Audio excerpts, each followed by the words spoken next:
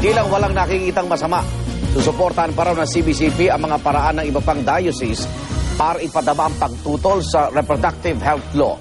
Ngayong palapit na ang eleksyon. Kasunod po yan ang paglabas ng Diocese ng Bacolod ng listahan ng mga pasok sa Team Patay o yung mga kandidatong sumuporta sa kontrobersyal na batas. Saksi si Jam Sisante.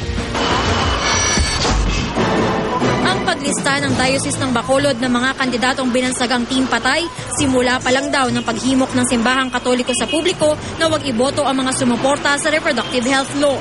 Inilista rin nila ang mga Team Buhay na kumontra sa batas at dapat suportahan sa eleksyon. Ayon sa CBCP, kahit na ipasa na ang batas, kanya-kanyang paraan pa rin ng mga diocese para ipadama ang pagtutol dito ngayong eleksyon. Palagay ko darating sa punto na malinaw na sasabihin ng mga leaders simbahan, hindi lang pari at obispo, no, yung mga lay leaders natin, sino yung mga bumoto sa RH, sino hindi bumoto sa RH, at ibigay yan sa tao, ilantad yan. Bahala ang tao.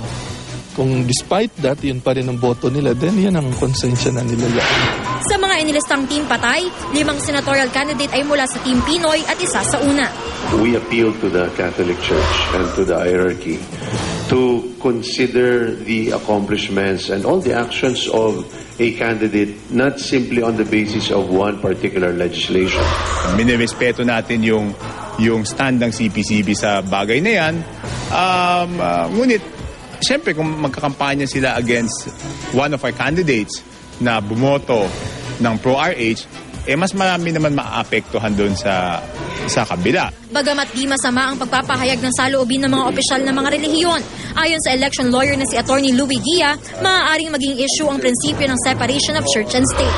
Pag ginamit mo yung loob ng simbahan o sa gitna ng service or mass na tinatawag sa mga Katoliko sa homily na halatang pumapabor ka or kahit na nagpapangalan ka ng sinong iboboto at sino yung... At the very least, hindi nga malinaw ang batas natin dyan, pero I think violates the principle of the separation of church and state. Ang COMELEC pinaalis muna ang Team Patay, Team Buhay poster sa Bacolod, pero dahil lang sa sobra raw ito sa laki ng campaign materials.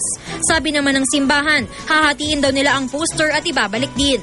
Pinadalhan na rin ng COMELEC ng formal notice ang Team Pinoy para ipaliwanag sa loob ng 3 araw kaugnay sa ilang malalaking campaign materials na wala sa common poster area. Kasi private property yan. Hindi naman yung common poster area.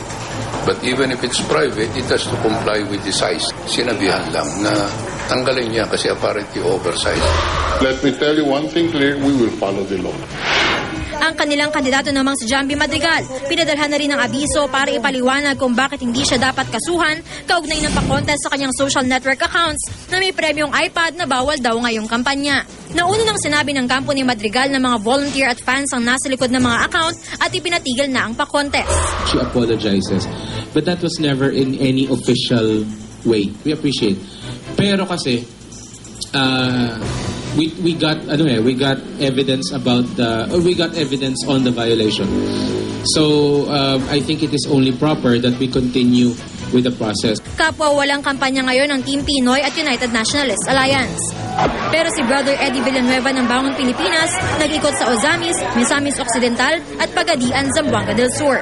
Habang nag-motorcade naman sa Davao City si Makabayan Senatorial Candidate Teddy Casino. Nagbahay-bahay naman si Greco Belica ng Democratic Party of the Philippines sa Parañaque at Quezon City. Nakipagpulong din siya sa ilang tagapagmana raw ng sultanato ng Sulu. Habang ang katikat niyang si Baldomero Falcone at ang independent candidate na si Ricardo Penzon dumalo sa isang pulong kasama ang liga ng mga broadcaster. Ako si Jam Sisante, ang inyong saksi.